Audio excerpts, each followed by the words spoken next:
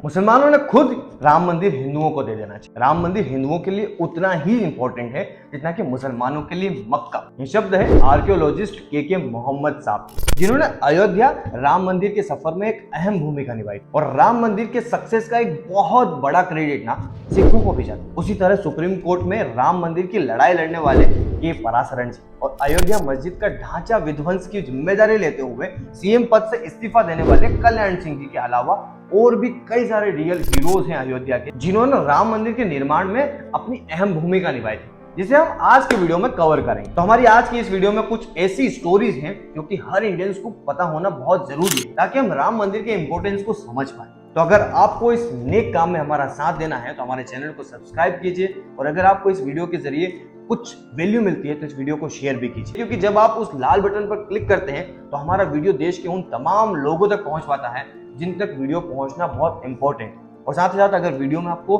थोड़ी भी वैल्यू मिलती है तो इस वीडियो को अपने दोस्तों के साथ, अपने फैमिली मेंबर के साथ शेयर जरूर कीजिएगा। राम मंदिर की सक्सेस का एक बहुत बड़ा क्रेडिट ना सिखों को भी जाता है। आज से 165 साल पहले सिखों ने ही राम जन्मभूमि मूवमेंट की शुरुआत की। सिखों ने ही राम जन्मभूमि मूवमेंट की नींव रखी। तारीख थी 30 नवंबर 1858, और इस 1858 में सिर्फ मूवमेंट की शुरुआत ही नहीं, सिखों ने तो बाबरी मस्जिद पर कब्जा करके वहां पर हवन तक किया। बाबरी पे भगवे रंग के झंडे फहराए और वहां राम भगवान की मूर्ति को स्थापित करके पूरी मस्जिद के ऊपर राम नाम लिख दिया। 165 साल पहले की बात है कि अवध के थानेदार शीतल दुबे को बाबरी मस्जिद के एक अधिकारी से एक शिकायत मिलती है कि 25 निरंकारी सिंह जबरन मस्जिद के अंदर घुस गए हैं और हवन पूजन कर रहे हैं। मस्जिद में घुस करके हवन करने वाले उन निहंग सिख का नाम था बाबा फकीर सिंह खालसा। आज यह मंदिर बन पा रहा है तो उनमें एक अहम योगदान बाबा फकीर सिंह जी का और उनके साथ उस रोज उस विवादित ढांचे में घुसने वाले 24 निहंग सिखों का भी है, क्योंकि उन लोगों के इस कदम से ही पहली बार यह विवाद पुलिस में दर्ज करवाया गया था और यहाँ उन 25 निहंग सिखों की दिलेरी थी।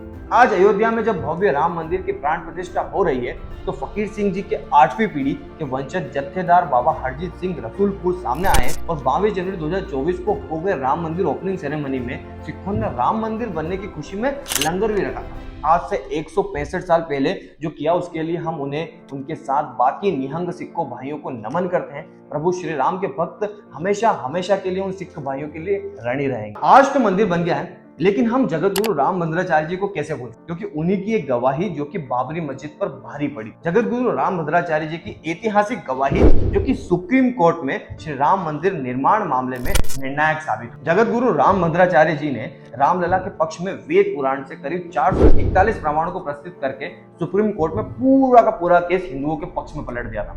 दोस्तों, मैं ये कहूं कि जगत गुरु राम भद्राचार्य जी मौजूदा भारत में सबसे विद्वान शख्स हैं तो शायद ये बहुत गलत बात नहीं हो। सुप्रीम कोर्ट के मुस्लिम न्यायाधीश ने जब राम जन्मभूमि स्थान के सबूत वेदों में मांगे तब जगत गुरु राम भद्राचार्य जी ने एक नहीं पूरे 441 प्रमाण सुप्रीम कोर्ट के सामने प्रस्तुत किए, जिनमें से ऋग्वेद के जैमिनी संहिता में जन्म स्थान से 300 धनुष की दूरी पर सरयू माता का प्रमाण, अथर्ववेद के दर्शन कांड में 8 चक्र और 9 प्रमुख द्वार वाले श्री अयोध्या जी का वर्णन प्रमुख रूप से किया। इसके बाद कोर्ट में इन सारे ग्रंथों को लाया गया तो जगत गुरु के द्वारा कही गई हर बात सिद्ध साबित हुई। इस गवाही के बाद कोर्ट के न्यायाधीश निशब्द थे और फैसला श्री राम के पक्ष में था।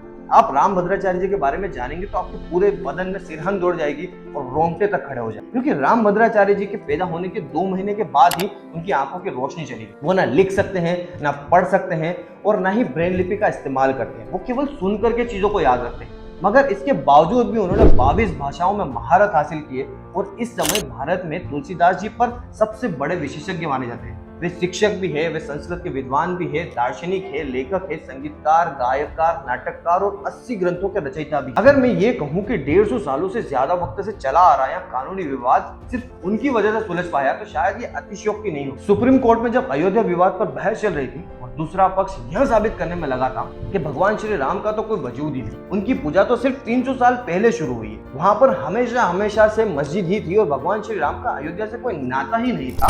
ऐसे में एक टीम थी जिस टीम ने यह साबित किया कि वहां पर 16वीं शताब्दी में एक मंदिर हुआ करता था जिसे तोड़ करके मस्जिद बनाई गई थी, और वो व्यक्ति है के मोहम्मद साहब। आर्कियोलॉजिस्ट के मोहम्मद साहब 1976 की उस टीम के हिस्सा थे जिसने उस स्थान पर खुदाई की थी जहां पर वर्तमान में आज राम मंदिर है। रिपोर्ट की निष्कर्षों ने यह स्थापित करने में बहुत महत्वपूर्ण भूमिका निभाई थी कि 11वीं शताब्दी में उस स्थान पर एक मंदिर हुआ करता था, जिसे बाद में 16वीं शताब्दी में एक मस्जिद में बदल दिया। इस बारे में बात करते हुए के मोहम्मद साहब कहते हैं कि बीबी लाल के नेतृत्व वाली टीम जिसका वह हिस्सा हुआ करते थे ने बताया कि अयोध्या में एक मंदिर हुआ करता था जिसे बाद में जाकर के मस्जिद बनाया गया। ये हमने जानकारी स्टाइलिश डेटिंग यानी कि शैलीगत डेटिंग के माध्यम से पता किया और उसी जगह खुदाई करने पर हमें ये मिला था एक पूर्ण कलश जो कि हिंदू सभ्यता के अष्टमंगल प्रतीकों में से एक है। उनकी रिपोर्ट ये भी बताती है कि उसी जगह पर हमें हिंदू देवी देवताओं के नक्काशी के साक्ष्य मिले।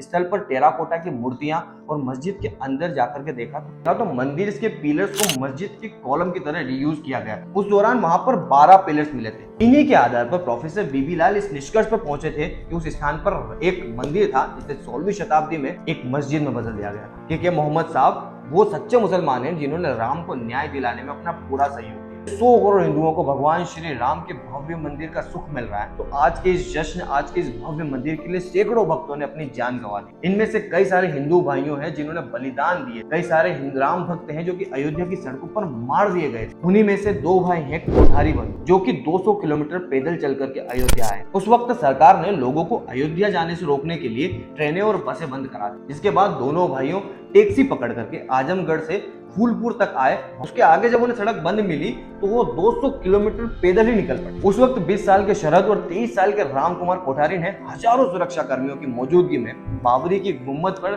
भगवा झंडा फहरा दिया और राम मंदिर के निर्माण की हुंकार भरी।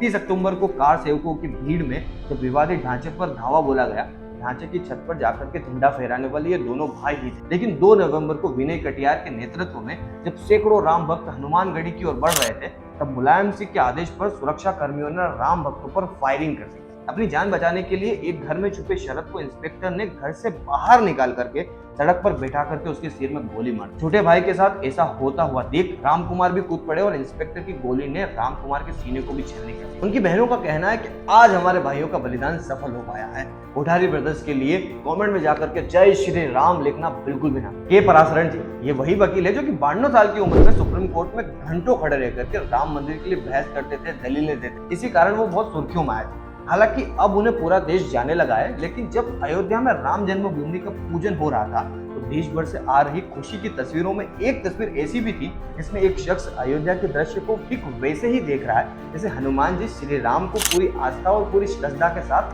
निहारते। यह तस्वीर है राम जन्मभूमि का अदालत के पक्ष में रखने वाले और अदालत में उनका केस लड़ने वाले वरिष्ठ वकील के पराशरण जी। जिस वक्त हजारों लोग अयोध्या में मौजूद थे, लाखों लोग टीवी पर इस ऐतिहासिक दिन का गवाह बन रहे थे, उस वक्त के पराशरण जी अपने घर पर अपने परिवार के साथ टीवी पर राम जन्मभूमि पूजन देख रहे थे और भावुक हो रहे थे। देखते ही देखते उनकी ये तस्वीर पूरे देश में वायरल हो गई। ट्विटर से लेकर के फेसबुक और अन्य सोशल मीडिया पर छा गए।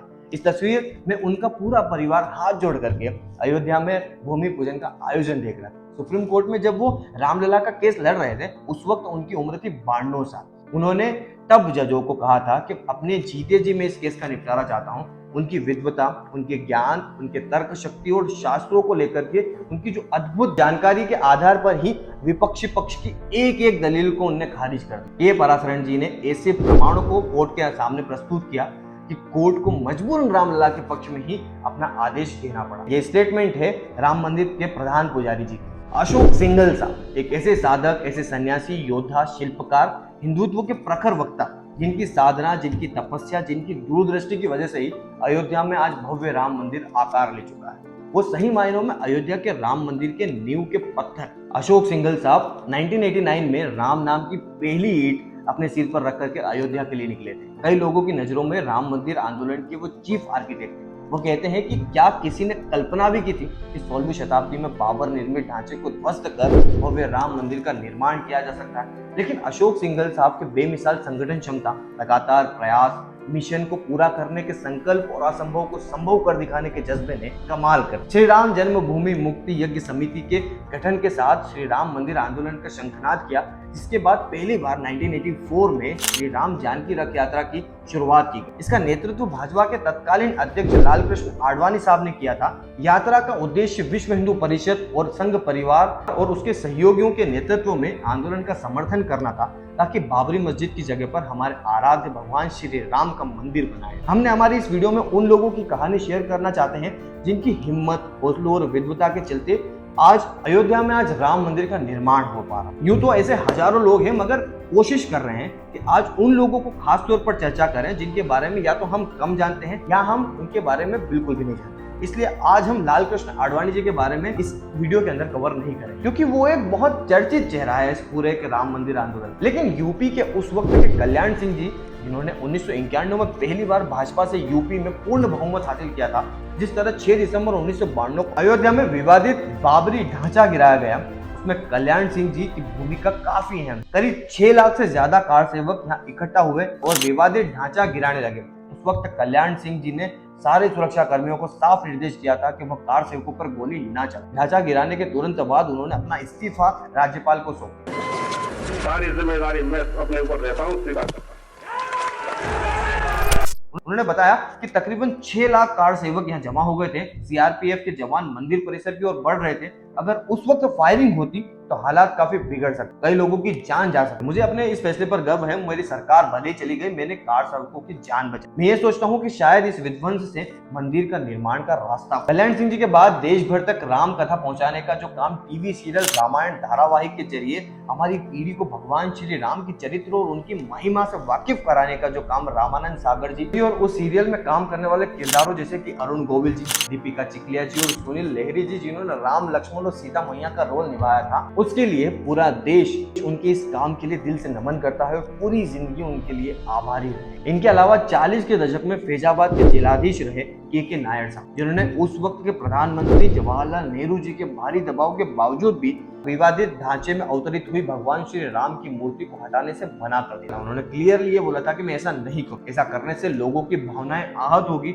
आप कहे तो मैं अभी इस्तीफा दे दूं। लेकिन प्रधानमंत्री जवाहरलाल नेहरू जी ने इस्तीफा अस्वीकार किया। लेकिन दोस्तों, क्या आप इमेजिन भी कर सकते हैं कि सिर्फ लोगों की भावनाओं का सम्मान करते हुए एक जिला अधिकारी देश के उच्चतम स्तर पर बैठे हुए प्रधानमंत्री से उलझ जाए। ऐसे और भी कई हीरोज हैं जिन्होंने राम मंदिर के निर्माण में अपनी एक अहम भूमिका निभाई। राम मंदिर के हर एक हीरो को वीडियो में कवर करना पॉसिबल ही नहीं, लेकिन इस वीडियो के माध्यम से इस ऐतिहासिक काम में हर उस आदमी को हम क्रेडिट देंगे जिसने इस इतिहास को रचा है या इसमें मदद करी है। उसमें हमारे संत भी है, हमारे कार सेवक भी है, हमारे बहुत सारे नेता भी है और वो आम भारतीय भी है जिन्होंने अपनी हैसियत से बाहर जाकर के अपने अपने स्तर पर राम मंदिर बनाने की मदद। इसमें वो राम भक्त भी शामिल है जो कि आज घर घर जाकर के लोगों को प्राण प्रतिष्ठा के न्योते के अक्षत बांटे थे। आज देश भर में राम के आने की जो खुशी है और राम के स्वागत में जिसने अपने घर, आंगन, परिसर और अपनी छोटी सी झुग्गी में भी राम नाम का भगवा ध्वज रखा है, वह भी राम मंदिर आंदोलन का एक अहम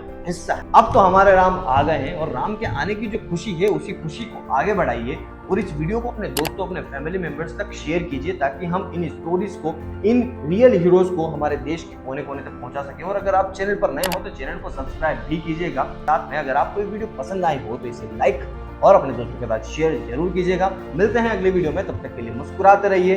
जय हिंद, जय भारत।